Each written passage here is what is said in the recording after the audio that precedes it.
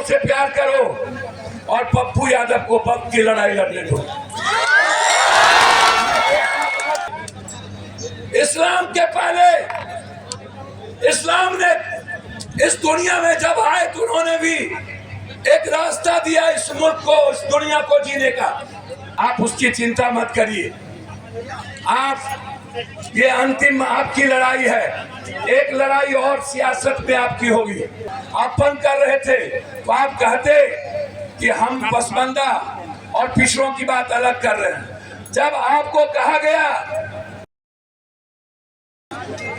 उससे आप कभी भी मुल्क में जितने ऐसे विचार वाले लोग हैं, चाहे वो अम्बेडकरवादी हो, चाहे वो सनातनवादी हो, चाहे वो इस्लामवादी हो, चाहे वो सिखवादी हो, कोई भी ऐसा मुल्क जो खुद को अम्बेडकर को मानता हो, संविधान को सबसे ज्यादा सम्मान इस दुनिया में उसने किया जो अपने इस्लाम या अपने धर्म को इंसानियत के चश्मे से देखा, जिसने मुल्क को अपने भारत के लिए आज नहीं, मैं बार बार कहता हूं, आप मेरे बुजुर्ग हो, आप मेरे खून हो, आप मैं दुनिया का उम्मीद देखता हूं। आप हमारे इस मुल्क के संविधान के एक विश्वासी ऐसी ताकत की जमात हो जो दुनिया की खिदमत करते हो। आप अलग नहीं हो, आप हमारे खून में हो।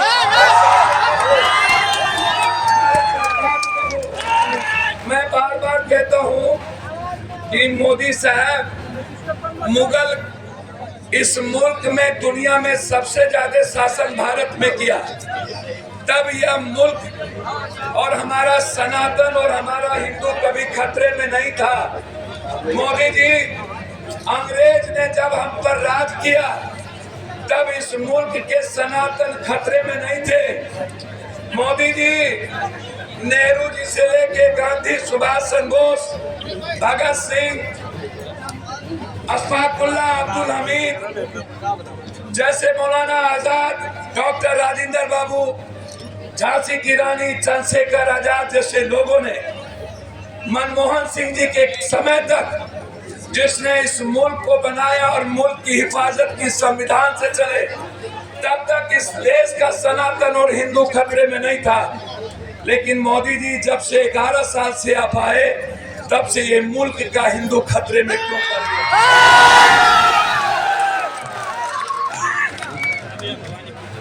मैं हमारे भाई, एक मिनट, मैं 2-3 बात कहना चाहता हूँ, आप समझिए।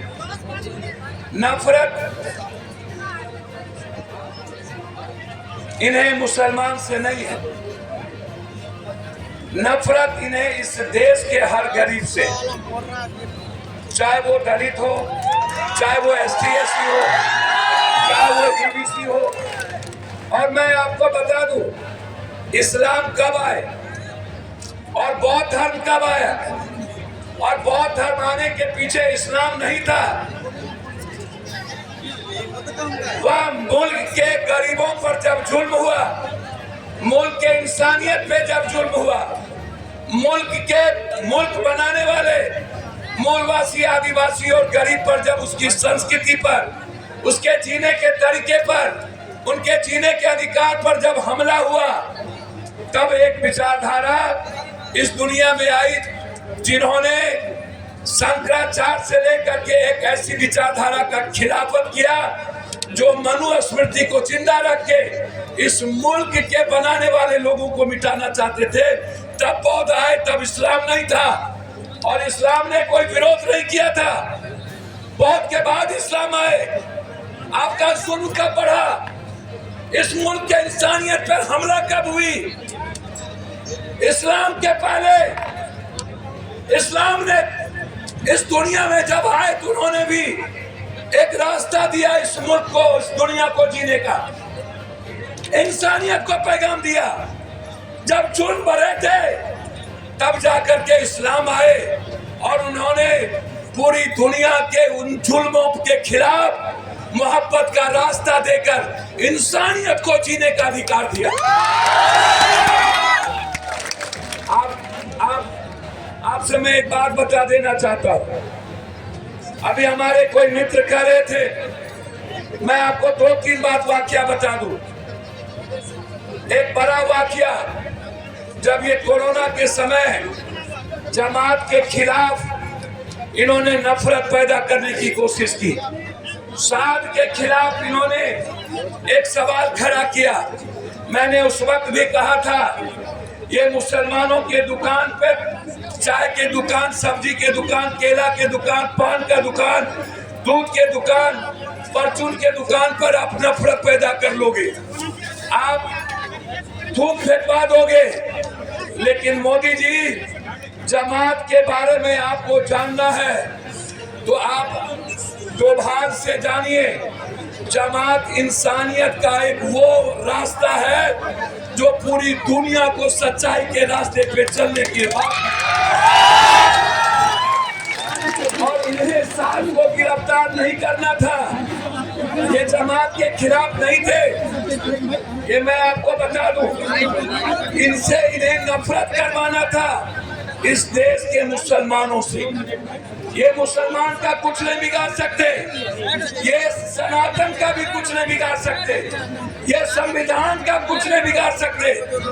यदि इन्हें मुसलमान का बिगाड़ना होता तो जब ये जाता है गल्फ तो ये भीख मांगता है, जब ये अरब जाता है तो ये पैर पकड़ता है, और जब ये बांग्लादेश जाता है तो ये शेख हसीना से मोहब्बत करता है, और जब ये हमारे मुल्क में आता है तो हमारे ही संविधान मानने वाले और देश बनाने वालों से ये नफरत करता है। इसे नफरत मुसलमान से नहीं है, इन्हें मुसलमान को सिर्फ एहसास करवाना है। ये मैंने कई बार देखा, एक बार नहीं। जब ये बात करता है पसमानदा और पिछड़ों की, मैंने इनसे पूछा, यदि आप पसमानदा और पिछड़ों की बात करते हो तो आप मुझे एक बात बताओ, आप जब कह रहे थे बटोगे तो कटोगे, आप उसमें लिख देते शेख सैयद पठान खान को छोड़ के जो मुसलमान है वो, उस पर मैं ये बात नहीं कर रहा हूँ। जब आप इस मुल्क में सब्सिडी मुसलमान का खत्म कर रहे थे तो आप लिख देते शेख सैयद पठान खान को छोड़कर, हम इस मुसलमान की बात नहीं कर रहे हैं। जब आप IMM के सारे पैसे किशनगंज मुस्लिम यूनिवर्सिटी का ले रहे थे तब आप कहते कि पसमानदा मुसलमान पिछड़ों की बात मैं नहीं कर रहा हूँ। जब आप मस्जिदों पर पर्दे ढक करके जिस वक्त आप छत पर और सड़कों पर नमाज पढ़ने की बात आप बंद कर रहे थे तो आप कहते कि हम पसमानदा और पिछड़ों की बात अलग कर रहे हैं। जब आपको कहा गया सीधा सीधी कुंभ के मेले में मुसलमान का नहीं लगेगा दुकान, तो आप सीधा कहते कि सैयद शेख पठान का मुसलमान नहीं लगेगा, पिछड़ा का लगेगा। तब आपको याद नहीं आई, आपको याद नहीं आया कब्रिस्तान और शमशान के वक्त, आपको याद नहीं आया NRC के वक्त, आपको याद नहीं आया तलाक के वक्त, आपको नहीं आया याद जब आप इस मुल्क में वक्त की बात कर रहे थे। ये वक्त क्या है? मैंने कई बार कहा आपको ये समझना पड़ेगा, आवाज औरत है। मैं इस मुल्क के, हिंदुस्तान के मुसलमानों से 2 बात कहना चाहूंगा। आप हाथ में संविधान रखो, आप दलितों के घर जाओ, आप गरीबों से प्यार करो, और पप्पू यादव को वक्त की लड़ाई लड़ने दो। मुसलमान भाइयों से, सदन में कई ठो मुसलमान MP है, 233 मुसलमान गैर मुसलमान MP ने वक्त के पक्ष में वोट डाला है। इस देश का अधिक भाग, अधिक संख्या जो मोहब्बत करते हैं संविधान से, वो वक्त के बिल के खिलाफ खड़ा है। आप ही नहीं, इस मुल्क का एक एक लोग खिलाफ में खड़े हैं। इस मुल्क के लोग नफरत नहीं चाहते हैं। इसीलिए मैं आपसे कहने आया, आप उसकी चिंता मत करिए। आप ये अंतिम आपकी लड़ाई है। एक लड़ाई और सियासत में आपकी होगी, वो होगा सिविल कोर्ट का। एक बार और आपकी अग्नि परीक्षा होगी। मैं आपको लास्ट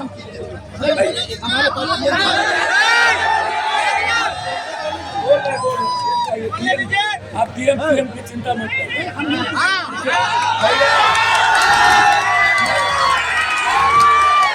भवानीपुर में विरोध की रैली है। मैं भाई की बात मान लिया।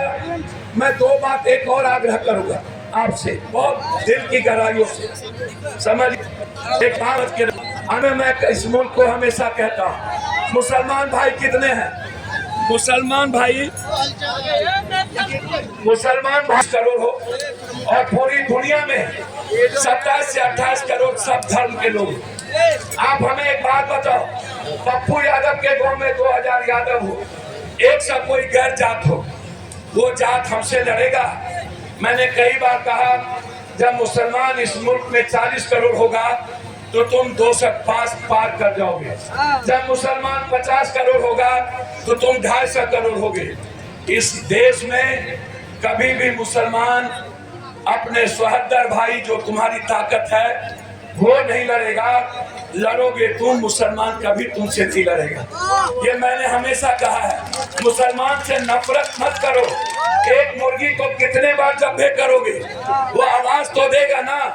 अंत में मैं एक आग्रह करके आपसे जाता हूँ, याद करिए एनआरसी में शाहीन बाग की माँ और बहनों ने पूरी दुनिया को आजादी के लिए बैठ गई। अंतिम में कह रहा हूँ, आपके हाथ में तलवार ना हो, आपके हाथ में नफरत ना हो। लाल चौक से, लाल कश्मीर के लाल चौक और जमा मस्जिद से पाकिस्तान को दुनिया में पहली बार, एक बार नहीं, पहलगाम में कश्मीरी ना होते, पहलगाम में घोड़ा वाला ना होता तो 2000 फोर्स, 2000 लोगों को मुसलमानों ने, कश्मीरी ने बचाया। वहां पर नरेंद्र मोदी की फोर्स नहीं थी। पहलगाम को मोदी मीडिया देख लो। यदि अंतिम परीक्षा मुसलमान का लेना चाहते हो तो ये आजादी थी। और लाल चौक से मुसलमानों ने जो कश्मीर का संदेश दिया है, ये दुनिया ने इस बार कह दी, ये हिंदू मुसलमान की लड़ाई नहीं है, ये संविधान और इंसानियत की लड़ाई है। और इंसानियत और संविधान की लड़ाई में इस देश के वजीर हार चुके हैं। अब वक्त की लड़ाई कोर्ट और हम लोग जीतेंगे। आप चिंता मत करिए, आप आवाज देते रहिए, आप बोलते रहिए, आप संविधान हाथ में रखिए, आप गरीबों से प्यार करिए। जब तक पप्पू यादव जैसे लोग इस मुल्क में है, तब तक अपना खून देगा, इंसानियत को खत्म नहीं होने देगा। आपका खून हूं, मैं आपकी परछाई हूं।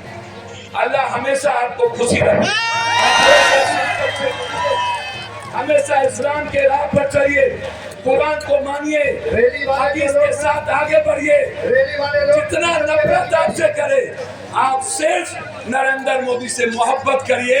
वो जितना नफरत करे उसकी नफरत मत आप करिए, उसको आपके मोहब्बत ने ना मार दे, मेरे पैदाइश में फर्क हो।